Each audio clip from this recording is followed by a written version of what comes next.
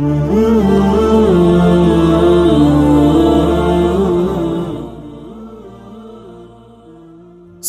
पात।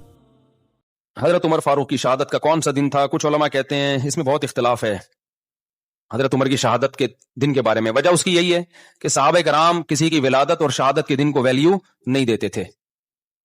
सहाबा कराम उन दिनों को वैल्यू देते थे जो शरीयत ने मुतय्यन किए हैं। ये तो हम लोगों ने गैर मुस्लिमों से तरीके सीखे हैं, गैर मुस्लिमों से तरीके सीखे हम लोगों ने कि भाई फला दिन बड़ा है, फला दिन छोटा है, फला फला पैदा हुआ था। इस्लाम में ऐसा कुछ नहीं है।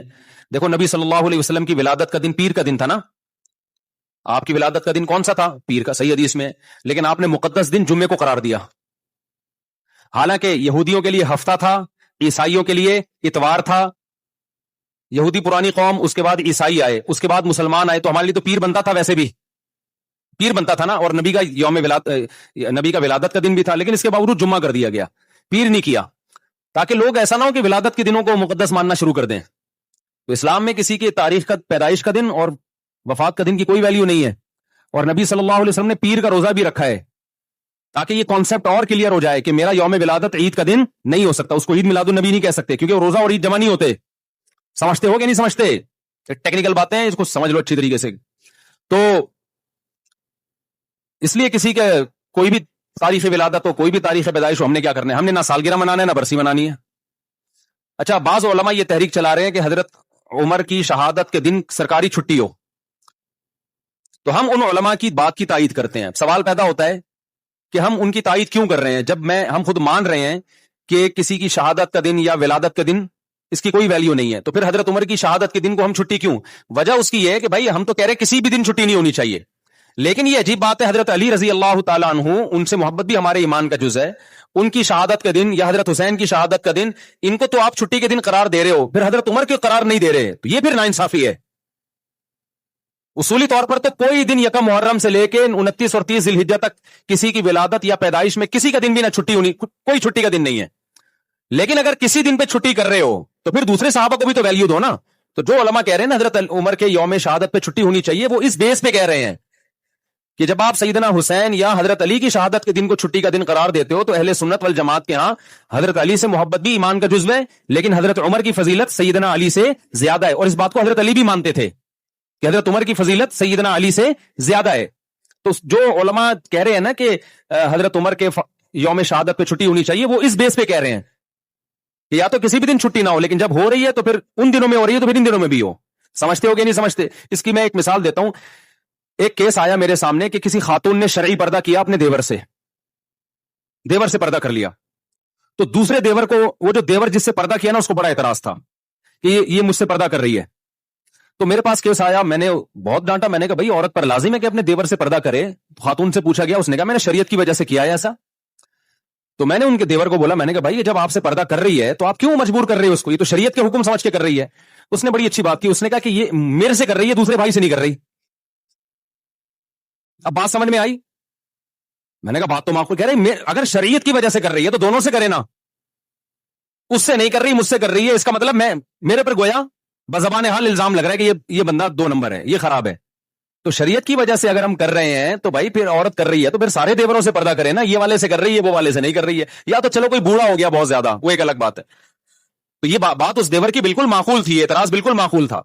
तो इसी तरह मेरे भाई हम ये कहते हैं कि इस्लाम में ना किसी का यौम विलादत मनाया जाएगा, ना किसी का यौम शहादत। असल तो यही है। लेकिन अगर मना रहे हो तो फिर ये क्या कि फला का मनाओ, फला का नहीं मनाओ, इसका मतलब फला को वैल्यू दे रहे हो, फला को आप बिल्कुल वैल्यू नहीं दे रहे। तो वो इस बेस पर मुतालबा करते हैं कि हजरत उमर का यौम शहादत छुट्टी का दिन होना चाहिए। वरना उसूली तौर पर जो मैंने मसला बयान किया, इस्लाम में ना बरसी है ना बर्थडे है, यौम विलादत है ही नहीं। इस्लाम ने खुद हमें तारीखें बता दी हैं कि इन दिनों में तुमने ये काम करने हैं। तो इस्लाम ने हमें बता दिया भाई 10 मुहर्रम का दिन रोजा रखने का दिन है। 10 मुहर्रम का दिन क्या है? रोजा रखने का दिन है। ये एक मुकद्दस दिन है। उसके बाद क्या करना है? उसके बाद सफर, रबीउल अव्वल, रबीउस सानी, जुमादुल अव्वल। अब रबीउल अव्वल में लोग उम्रा कर रहे होते हैं, उसको ज्यादा फजीलत समझते हैं, ये बिदअत है। रबीउल अव्वल में उम्रे का वही सवाब है जो सफर में उम्रे का सवाब है।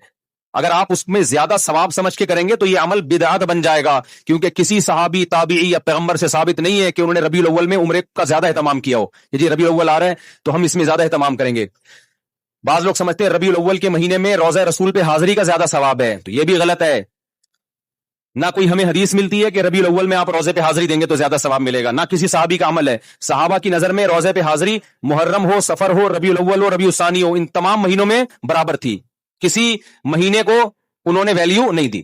عرب لوگ حیران ہوتے ہیں کہ ربیع الاول میں روزہ رسول پر اتنے انڈین پاکستانی آگے جمع ہو جاتے ہیں، یہ کیوں ہو رہے ہیں؟ وہ سعودی عرب والے اور عرب حیران ہوتے ہیں کہ بھائی یہ پورے سال اتنا رش نہیں ہوتا، ربیع الاول میں روزہ رسول پہ اتنے پاکستانی آتے ہیں۔ تو ان کو پھر ہم بتاتے ہیں کہ بھائی یہ پاکستانیوں کا عقیدہ ہے کہ ربیع الاول میں روزے پہ حاضری پہ زیادہ ثواب ملے گا، تو حیران ہوتے ہیں کہ یہ کون سی حدیث سے نکالا ان لوگوں نے مسئلہ، سمجھ میں نہیں آ رہی بات، میرا خیال ہے۔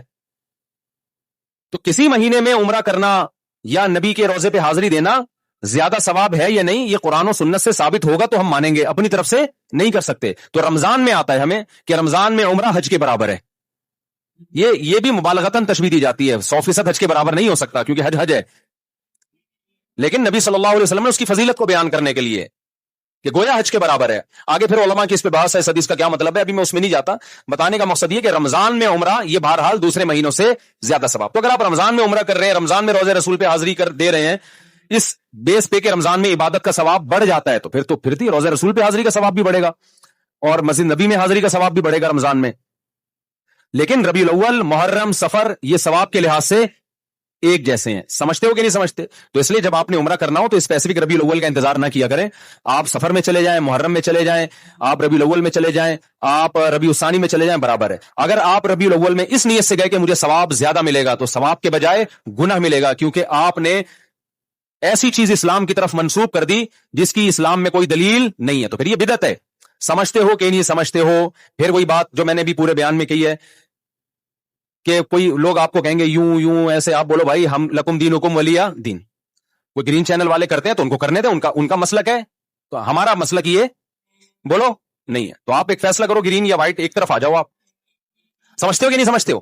تو ہماری نظر میں سارے مہینے برابر ہیں، رمضان میں زیادہ ثواب ہے، رمضان میں تو ہر عبادت کا ثواب کئی گنا بڑھ جاتا ہے، تو عمرے کا بھی ثواب بڑھے گا، ظاہر ہے۔ تو یہ برسی نہیں ہے اسلام میں، نہ یوم ولادت ہے یا نہ یوم وفات ہے۔ ہاں تو اسلام نے کیا کیا کہ رمضان کا مہینہ رکھا، ربیع الاول کا نہیں رکھا، ربیع الثانی کا نہیں رکھا، جمادی الاولی، جمادی الثانی، رجب، شعبان، رمضان کا پھر مقدس مہینہ۔ پھر اسلام نے ہمیں یکم شوال کا مقدس دن قرار دیا، وہ عید کا دن ہے، وہ بھی نہ کسی کی ولادت نہ کسی کی وفات۔ پھر 10 ذی الحجہ بقرعید کا دن ہے، وہ بھی نہ کسی کی ولادت نہ کسی کی وفات، وہ ابراہیم علیہ السلام کی قربانی کا دن ہے۔ پھر یکم محرم اسلامی سال کی ابتدا ہو رہی ہے اور سال تبدیل ہو رہا ہے، تو اسلامی سن ہجری کی ابتدا بھی ولادت سے نہیں رکھی بلکہ نبی کے ہجرت کے دن سے رکھی ہے، جس دن آپ نے قربانی دی، کوئی عمل کیا۔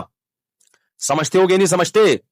تو جو آپ صلی اللہ علیہ وسلم نے عمل کیا نا، ہجرت کی، اس کو پہلا سال اسلامی قرار دیا گیا ہے، تاکہ جب وہ آئے تو ایک موٹیویشن ملے کہ بھائی قربانی ہے، قربانی دی تھی نبی صلی اللہ علیہ وسلم نے۔ تو اسلام میں نہیں ہے بھائی یہ ولادت اور وفات کے